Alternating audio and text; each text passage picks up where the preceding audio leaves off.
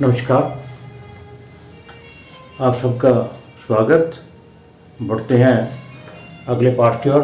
पाठ संख्या 27। पिछले पाठ में हमने चर्चा की थी केंद्र, त्रिकोण, त्रिशठाय, मार्क और दुख भाव की।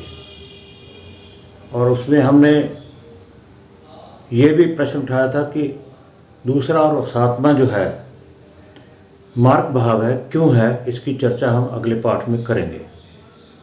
तो हमारा आज का जो विषय है वो यही है कि दूसरा और सातवां भाव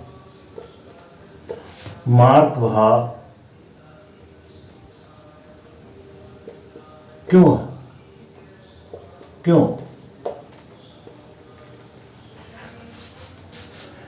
पहले संक्षेप रूप से हम जो पिछले पाठ में हमने पढ़ा उसको थोड़ा जान लें, उसके आधार पर ही हमें सारी बात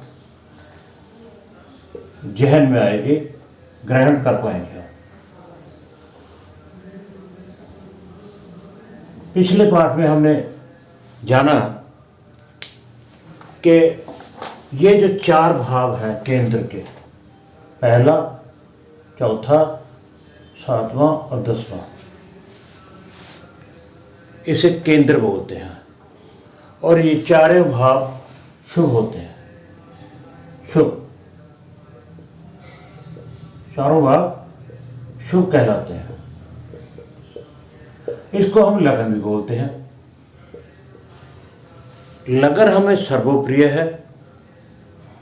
लगन कभी अशुभ नहीं होता, मगर ये तीनों भाव, चौथा, सातवां, 10वां, कई बार अपनी शुभता को रखने में सामर्थ्य नहीं होते। क्यों नहीं होते? इनके लॉर्ड पर आधारित है, इनके स्वामी के ऊपर आधारित है, उसका लग्न के साथ कैसा संबंध है।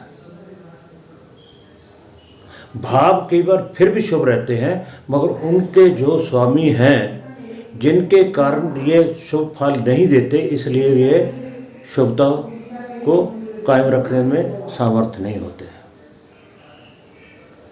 और हमने ये भी पढ़ा कि ये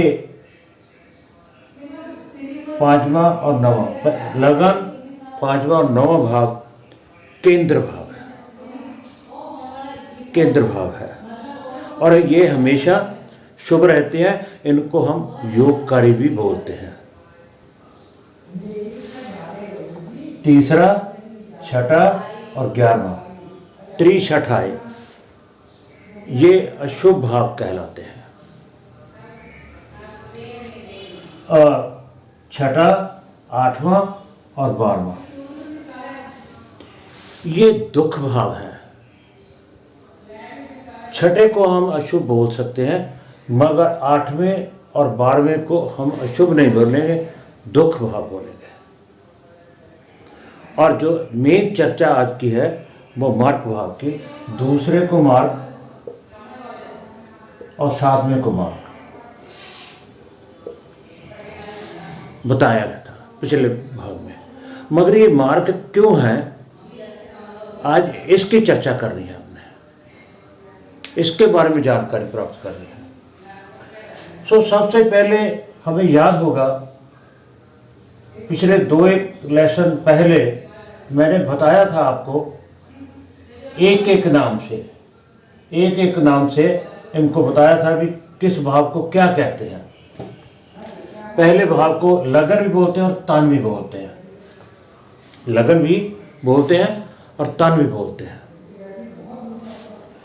और 12वें भाव को व्यय बोलते हैं। व्यय, हर प्रकार का व्यय। और तन का व्यय, ये पहला भाव है, ये 12वां भाव है। यानी तन का व्यय मीन्स टोटली कंप्लीट डेथ, मोक्ष, मृत्यु। ये भाव तन की मृत्यु के बारे में जानकारी देता है। हर भाव का 12वां भाव जो है उसका व्यय होगा। हर भाव का 12वां भाव व्यय बताएगा।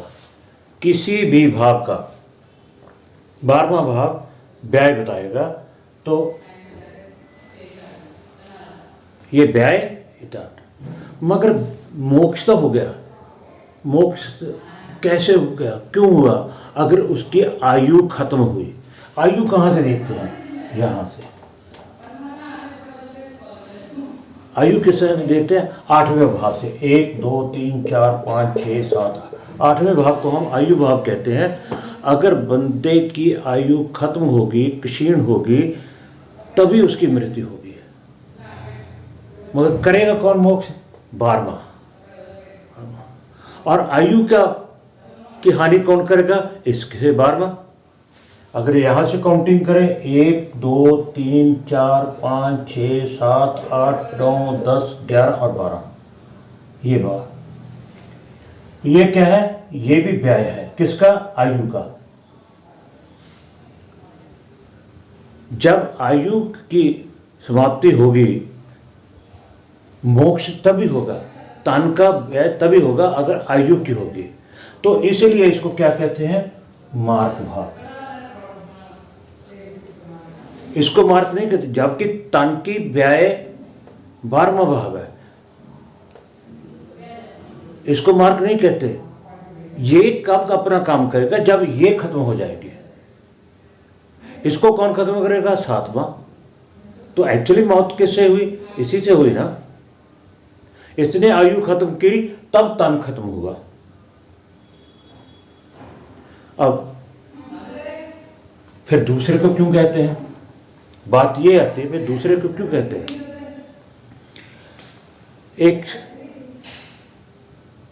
श्लोक के शब्द है भावुक, भावम, भावुक भावम। कई सज्जन इसको भावात भावम भी बोल देते हैं। इसका अर्थ है लगन से जितने भाव की हम चर्चा कर रहे हैं, उससे उतने भाव की से भी वही फल मिलेगा। उससे वही फल मिलेगा। जैसे हम यहाँ बल, यहाँ से सुख देखते हैं, सुख देखते हैं। ये तन से कौन सा भाव है? 1 2 3। तो इससे तीसरा जोड़ो, 1 2 3। बल यहाँ से भी देख सकते हैं। सुख है 1 2 3 4। 1 2 3 4। सुख यहां से भी मिल जाएगा, देख सकते हैं। इसका अर्थ यही है, भाव से भाव तक। तो आयु कौन सा भाव है? अष्टम भाव है। यहां से अष्टम कौन सा होगा? 1 2 3 4 5 6 7 8। आयु यहां से भी हम चर्चा कर सकते हैं।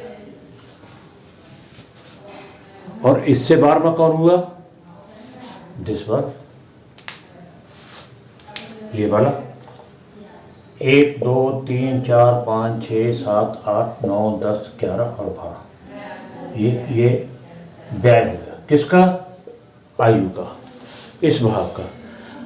आयु हम यहाँ से देखते हैं, भाव से भाव, उस वहाँ से भी आयु देखेंगे, जो ये नियम के तहत भावम के आधार पर हम आयु यहाँ से भी देखेंगे। सो इसका व्यय कौन करेगा? दूसरा करेगा। इसीलिए अगर यहाँ से भी होती है और यहाँ से भी आयु खत्म होती है, तो दोनों भावों को, दूसरे और सातवें को, मार्ग भाव कहा जाता है। मेरे ख्याल आप अच्छी तरह समझ गए होंगे, है नहीं? आज की चर्चा यही थी, दूसरे और सातवें भाव को मार्ग भाव क्यों कहते हैं। इस नियम के तहत, भावों के नियम के तहत भाव से भाव तक जान लेना चाहिए, क्योंकि अष्टम भाव आयु का है। आयु का हर भाव का 12वां भाव उसका व्यय होता है। सो 7वां जो है आयु का व्यय करता है। 8 से 8वां भाव तीसरा भाव हुआ जो कि आयु बताता है, और उसका 12वां भाव दूसरा हुआ, तो इसलिए दूसरा भी मार्ग भाव कहलाएगा। अगर आपको कोई प्रश्न हो तो आप पूछ सकते हैं, कमेंट करके, फ़ोन करके, मेल करके, आपको उत्तर ज़रूर मिलेगा। इसमें इतनी ही चर्चा, यानी अगर पाठ अच्छा लगे तो लाइक, सब्सक्राइब और शेयर ज़रूर कीजिएगा। मिलते हैं अगले लेसन में। धन्यवाद, नमस्कार।